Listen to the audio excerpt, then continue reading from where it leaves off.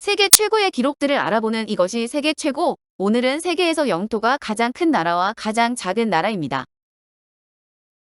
영토가 가장 큰 나라.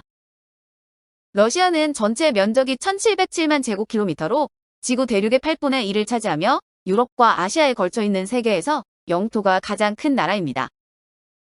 러시아는 14개 나라와 국경을 접하고 12개 바다에 인접해 있으며 세계의 대양을 마주하고 있는 장방형의 지형 구조로 위도가 높아 겨울이 매우 길고 유난히 춥습니다.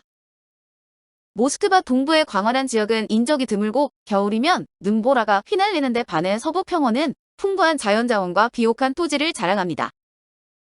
러시아의 유럽과 아시아 영토 중에서도 민족과 국가의 발원지인 유럽 지역은 줄곧 정치, 경제, 문화의 중심지가 되어 왔습니다.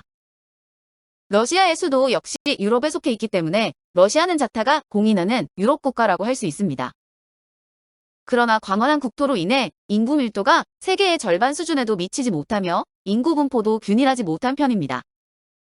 주로 유럽 지역에 인구가 집중되어 아시아 영토에 해당하는 시베리아 지역은 1제곱킬로미터당 인구 밀도가 한 명도 되지 않습니다.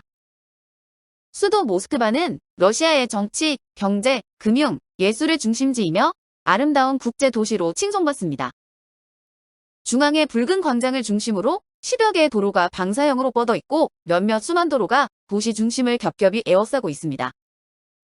9개의 역에 화물기차역과 5개의 공항을 비롯하여 방사형, 순환형 구조가 복합된 지하철도 8호선까지 운행되고 있는데 총 길이는 200km로 여객 수송의 40% 이상을 담당합니다. 넓고 청결한 도로 옆에는 키 큰 가로수들이 즐비하며 11개의 자연 삼림 지역, 89개의 공원, 400여 개의 소형 공원과 100여 개의 화원 등 녹화 면적이 전체 도시 면적의 40% 이상을 차지합니다. 영토가 가장 작은 나라. 인구가 1000명에 불과한 바티칸은 전체 면적 440제곱미터로 세계에서 가장 작은 나라입니다. 천주교 교황이 국가원 수직을 맡아 종교와 정치가 결합된 형태로 운영되고 있으며 세계 천주교의 정신적 지주이자 하느님의 대변인임을 자부합니다. 바티칸은 로마 시내를 가로지르는 티베르 강 서안에 위치하고 있으며 사방이 로마에 둘러싸여 있습니다. 성 베드로 광장의 동남향으로 건축된 바티칸 성벽은 중세기와 르네상스 시대에 걸쳐 지어진 것으로 6개의 문 가운데 성 베드로 광장 등 3개의 문을 개방하고 있습니다. 로마 내에 위치한 바티칸은 성벽 내부가 곧 자국의 영토를 뜻하며 4세기에 지어졌다가 16세기에 다시 재건된 성 베드로 대성당이 바티칸의 가장 대표적인 건축물입니다. 바티칸 성내의 자체 통신 시스템과 우체국, 방송국, 은행, 화폐 등을 갖추고 있으며 100여 명의 스위스 근위병으로 구성된 자체 방위 군력도 있습니다. 바티칸의 역사는 756년 피핀 프랑크 국왕이 로마 성과 주변 영토를 교황에게 기부하면서 시작되었습니다.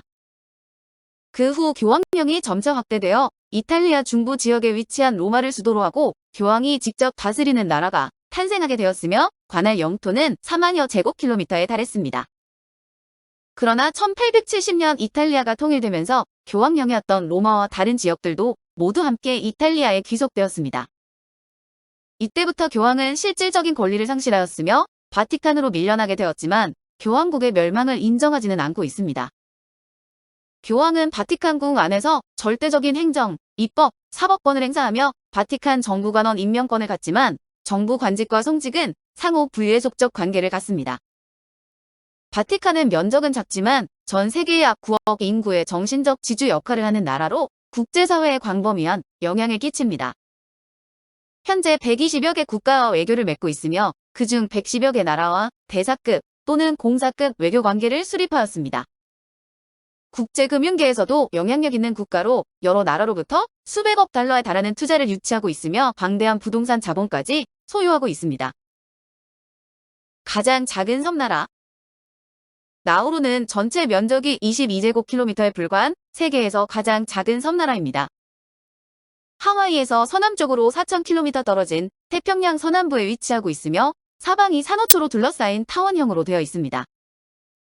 해안에는 하얀 백사장이 펼쳐져 있고 해안에서 내륙으로 갈수록 고도가 점점 높아지는 구조를 가지고 있습니다. 중앙의 해발 고도 30에서 60m 사이에 새해 분비물이 침적되어 생성된 인산형 광물이 풍부한데 국민 대부분이 고지대 하단 둘레에 형성된 얼마 되지 않는 비옥한 평지에 거주하며 인구는 적은 편입니다. 그중 현지인이 절반 이상을 차지하고 그 다음으로 파키스탄인, 투발루인, 극소수의 중국인과 유럽인 순입니다. 구불구불한 해안선을 따라 조성된 도로의 총 길이는 19km이며 공항과 협소하지만 광석 운송용 철로도 보유하고 있습니다. 행정 중심지는 서북 지역에 주로 분포하고 있으며 학교, 병원, 쇼핑가 등도 주로 서부와 서남부에 모여 있습니다. 나우루는 영토 면적이 작고 인구도 적은 소국이지만 한때 세계 최대 규모의 인광석을 생산하면서 태평양 국가 중 국민 총생산 1위를 자랑하는 부유국가로 세계적으로도 최상위 부유국가로 성장했었습니다. 그러나 부유할 당시 사회 간접 자본에 투자하는 등 국가의 근본적 발전에 신경 쓰지 않았던 결과 인광석이 고갈됨과 더불어 옛날의 가난한 나라로 되돌아가는 비극을 맞이했습니다. 영토가 가장 긴 나라. 나라마다 지형의 차이는 천차만별이지만 남미 칠레의 지형은 가장 특이한 경우라고 할 수 있습니다. 남북 최장 거리 4,270km, 동서 평균 폭이 177km로 국토 전체가 강이 흐르는 듯한 형상인데 동서 폭이 남북 길이의 24분의 1에 불과하여 세계에서 가장 긴 영토로 일컬어집니다. 칠레의 자연환경은 동서가 확연하게 대비되는데 동부는 최고봉이 6,000m에 달하는 안데스 산맥이 자리 잡고 있어 하얀 살봉이 구름 속에 떠있는 모습을 해변에서도 볼 수 있을 정도입니다. 이와 반대로 서부 바다에는 수심 7,000m가 넘는 칠레 해구가 있는데 고산과 심해 사이에 위치하고 있는 칠레는 불안정한 지각으로 인해 세계에서 지진이 가장 많이 발생하는 나라 중에 하나로 꼽힙니다.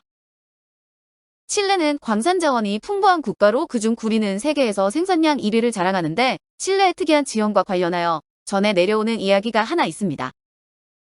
하나님이 세상을 창조하신 후 미처 사용하지 못한 진귀한 진흙을 길게 내려 남아메리카의 서부 지역에 붙인 땅이 오늘날의 칠레라는 이야기가 그것입니다. 칠레의 긴 지형과 풍부한 광산 자원에 대한 나름의 신화적 해석이라고 보아도 좋을 것입니다. 세계 최고의 기록들을 알아보는 이것이 세계 최고, 오늘은 세계에서 영토가 가장 큰 나라와 가장 작은 나라였습니다. 감사합니다.